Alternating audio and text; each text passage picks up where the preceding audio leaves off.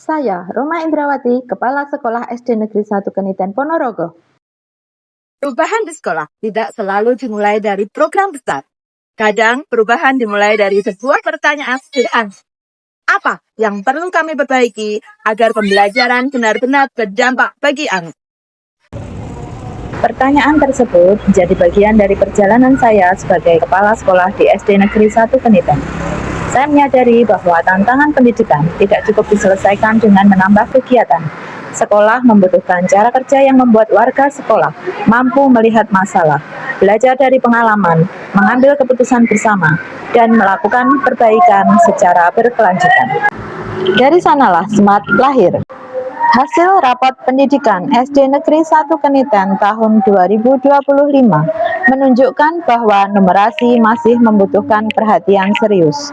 Kompetensi data dan ketidakpastian berada pada skor 49,85 dan turun 27,51 poin. Kompetensi menerapkan berada pada 54,25 dan kompetensi menalar 55,92. Angka-angka ini bukan sekedar laporan bagi kami. Angka tersebut menjadi cermin untuk melihat pengalaman belajar anak. Kami menemukan bahwa sebagian peserta didik masih kesulitan memahami soal cerita, hitungan dasar, dan menghubungkan konsep matematika dengan kehidupan sehari-hari. Kami juga melihat sisi lain.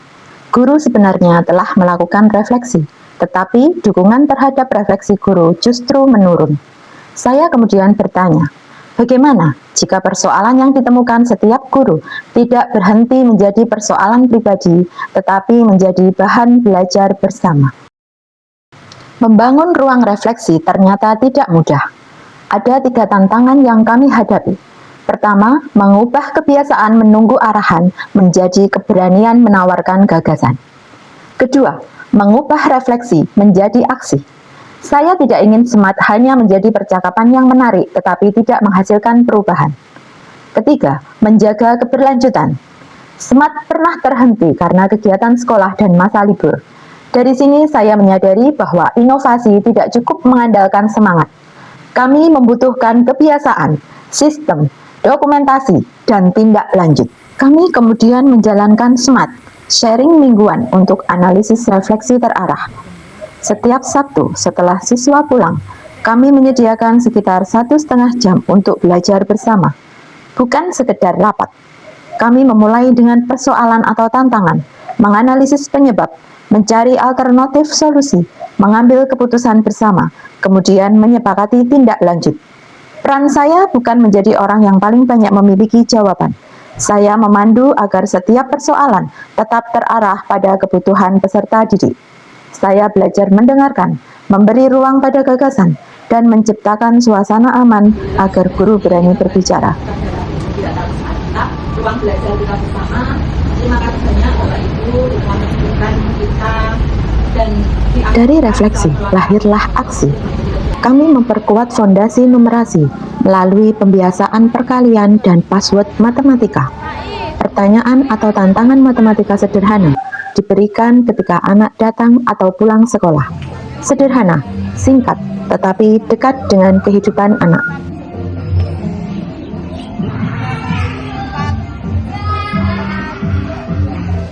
Pemantauan awal menunjukkan perubahan kemampuan menyelesaikan soal cerita dari sekitar 20% menjadi 65% setelah pembiasaan dan penguatan pembelajaran yang lebih kontekstual.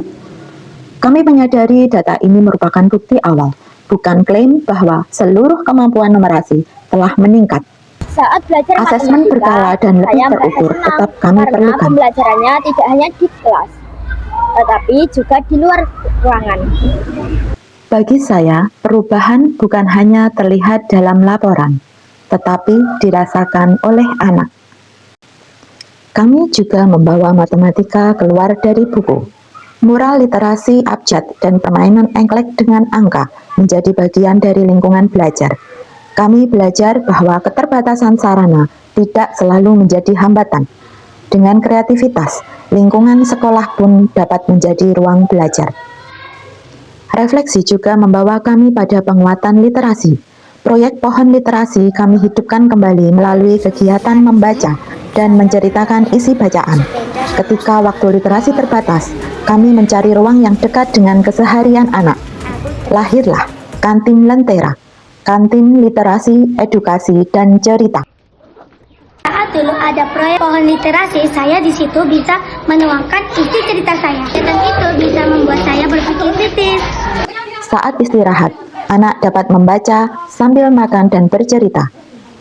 Kami belajar bahwa literasi tidak harus berlangsung formal. Literasi dapat tumbuh ketika sekolah menyediakan ruang yang menyenangkan untuk membaca, berbagi, dan berinteraksi. Literasi. Setelah membeli jajan, saya mengambil buku lalu duduk dan membaca.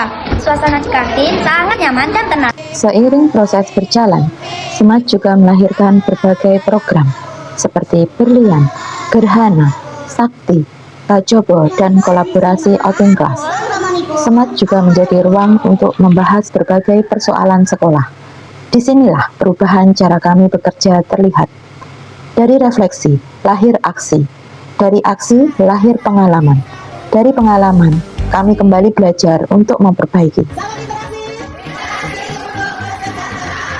Namun, perjalanan SMAT tidak selalu berjalan lurus. Ada program yang tumbuh, ada yang harus diperbaiki, bahkan ada yang sempat berhenti.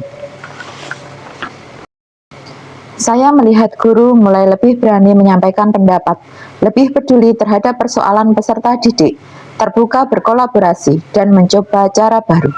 Tetapi saya juga harus jujur. Belum setiap refleksi menghasilkan aksi, belum setiap aksi terlihat dampaknya, dan dokumentasi perubahan belum sepenuhnya tertata. Justru keterbatasan inilah yang menjadi bahan refleksi Yang berikutnya. saya sukai dari SMAT sekarang adalah setiap keputusan punya tindak lanjut. Lewat kartu jejak SMAT, kami bisa melihat apa masalahnya, apa yang sudah dicoba, dan apa yang perlu diperbaiki. Itu membuat refleksi kami lebih terarah. Dari refleksi tersebut, kami mengembangkan SMAT 2.0 melalui kartu jejak SMAT. Setiap persoalan kini diupayakan memiliki jejak, masalah, analisis, keputusan, aksi, bukti, perubahan, refleksi, tindak lanjut. SMAT membuat saya lebih berani menyampaikan tantangan yang saya hadapi di kelas. Dari diskusi itu sering muncul ide yang tidak terpikir sebelumnya.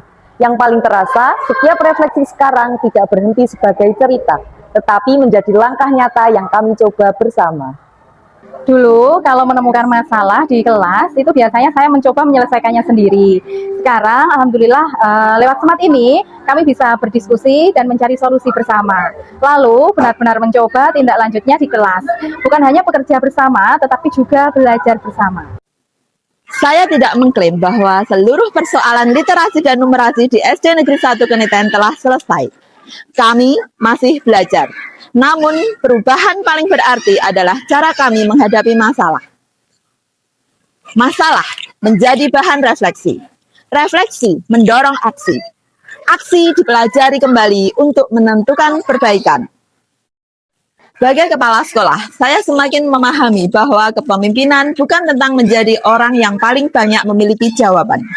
Kepemimpinan adalah menciptakan ruang agar setiap orang berani bertanya, menyampaikan gagasan, mencoba, dan belajar dari pengalaman. SMAT, berbagi untuk berefleksi, berefleksi untuk beraksi, dan beraksi untuk terus memperbaiki.